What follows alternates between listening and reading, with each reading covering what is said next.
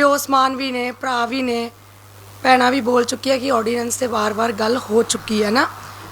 तो अज मैनू इस गल ते बहुत खुशी भी हो रही है कि होर भी मावां ने आपदे घरों धीआं नूं बाहर कढ़िया आ और बहुत लंबे समय तो मावां भैणां धीआं बाहर निकल रही ने।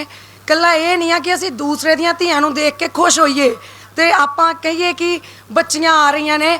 आप दियां धीआं नूं, आपदे पुत्तां नूं, जिद्दां हुण घुग्गी जी आपदे बेटे नूं लैके आए, अपने भी सारे लैके आओ। ये एक इकट्ठ जिहड़ा किसानी संघर्ष जां मजदूरी ही नहीं है, सारे वर्ग दे लई आ।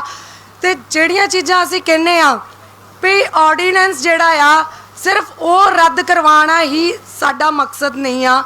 आपदा पंजाब होर भी जिहड़े स्टेटां ने उन्हां नूं बचाना, ये नहीं है कि साडे ते थोपिया जावे। मैं एक छोटी जी उदाहरण दे दिंदी हाँ। मैं किसी भी धरने ते जाके आप दे उस मैटर की गल नहीं कीती सी, उस मुद्दे की नहीं कीती सी। मैं 4 साल तो केंद्र सरकार दा बहुत धक्का सहा। मैनू एक आम जी कुड़ी नूं मेरे ते ओ जुलम कीते ने। जे मैं कल्ली 200 400 बंदे दियां ओ गल्लां सुन के प्रशासन दे ਉਹ तशद्दद झल्ली जो 84 ਦੇ ਵਿੱਚ देखी जाती सी। जे मैं फिर हाँ मैं डोलदी हाँ जो चीज़ां कही गई आ घुग्गी वीर जी वालों भी जो बंदा एक तरह का डिग के उठदा आ वो साडी हार नहीं आ, वो वड्डी बहुत वड्डी जित आ। जो मेरे ते तशद्दद हुंदी मैं भी किते ना किते डोलदी हाँ। हज़ारां बंदियां दे विच मैनू कल्ली नूं कल्ला पंजाब च ही नहीं होर स्टेटां च भी मैनू बदनाम किया जाता सी, पर फिर भी मैं खड़ी हाँ। इत्थे तो पूरा पंजाब उठ के खड़ा आ, होर स्टेटां भी खड़ियां ने। अज जे मोदी नूं ये चीज़ लगदी आ भी भाई वो ये ऑर्ਡੀਨੈਂਸ जिहड़े रद्द नहीं करूगा, साडे हक सानू नहीं दऊगा, कल नूं सरकारां होर भी आणियां ने। किन्ना समा ये लोग साडे ते राज करदे ने। जे मुगल भी इत्थों चले गए ने ते रहने ये भी ने, पर अज जिहड़ा साडा पंजाब आ, छोटे छोटे बच्चे उठ के खड़े हो गए ने, उन्हां दी बहुत वड्डी हार आ। हार सिर्फ ये नहीं हुंदा कि कागजी तरीके नाल किते लिआंदी जावे। ये बच्चियां अज आ रही ने, ये गल कर रही ने और घर घर इदां दियां बच्चियां पैदा होण। वो आपां सिर्फ ये बच्चियां नहीं देख के कहना, आप दियां बच्चियां नूं भी लैके आना करना। और एक चीज़ होर आ जी, जिहड़े कानून आपां कह दिंदे आ, कानून बारे कई बारी आम लोगों को नहीं पता हुंदा कि कानून की चीज़ आ। साडे ते कोई भी लागू नहीं कर सकता कि आ धरना चक सकते ने ये लोग, जां सानू चक के जेलों के विच बिना गलती तो सुट सकते हैं। बहुत बार साडे ते चीज़ां हो जांदियां ने, जिद्दां मैं ही एक मैनू तो समझ नहीं आती भी मैं 24 घंटे सेवा करदी हाँ। कल्ली मैं पंजाब च जां कल्ले जलंधर च नहीं करदी, होर स्टेटां च भी किते तां मैं चल जानी हाँ, बाकी मैं फोन ते मैनेज कर लैनी हाँ। मेरी कोई टीम वर्क नहीं आ, बाबा नानक ते मैं चले रहीदा आ। मैनू घरे ही बंद करा दिंदा नरेंद्र मोदी भाई। मैनू नहीं समझ आती भी मेरे तो उन्होंने की खतरा आ। सिर्फ मैनू ये पता कि मेरा हक की आ, जां मैं ग्राउंड ते मैं काम करदी हाँ, आम लोगों च मैं विचरदी हाँ, मैं जानी हाँ। साडे बिल जिहड़े रद्द करवाना नहीं आ। जो असी एक आम बंदे को जमीन नहीं आ, जिहड़ा एक मजदूर आ को जमीन नहीं आ, कईयां नूं तां मजदूरी भी नहीं मिलती। जो मैं उन्हां नूं देखदी हाँ तो कईयां को सब कुछ हो के भी वो आश्रमां च बैठे हुंदे ने। सो सानू साडे हक लैणे आने चाहिए आ, ना तो सानू सरकारां तो डरना। जे असी अज डर गए ना प्रशासन तो डरो तो कदी असी खड़े नहीं हो सकते।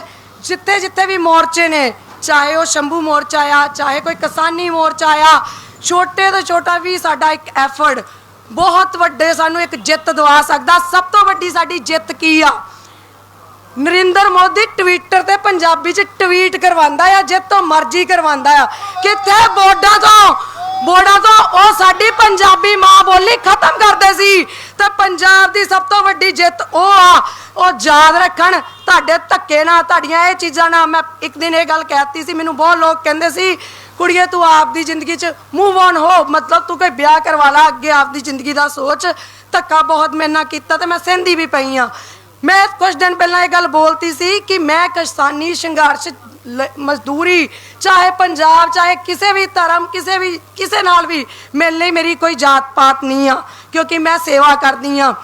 मेरे नां ना मैं सरदारां दी धी हाँ, मेरे नां ना कौर जरूर लगदा आ, पर मेरी जात पात नहीं आ, मैं जातां पातां नाल नहीं चलदी। हुण इंसानियत बहुत वड्डा धर्म आ। ਜੇ ਅਸੀਂ ਆਪ ਦੇ ਹੱਕ ਲੈਣੇ ਆ, ਆਪ ਦੀਆਂ ਇਹ ਚੀਜ਼ਾਂ ਲਈ ਕਰਨਾ ਆ, एकजुट ਜ਼ਰੂਰ ਸਾਨੂੰ ਹੋਣਾ ਪੈਣਾ ਆ। ਸਰਕਾਰਾਂ ਗੱਲ ਉਹੀ ਆ ਗਈ, ਅਸਤੀਫੇ ਜੇਬ ਚ ਪਾ ਲਏ ਆ, ਅਸਤੀਫੇ ਜੇਬ ਚ ਪਾ ਲਏ ਆ।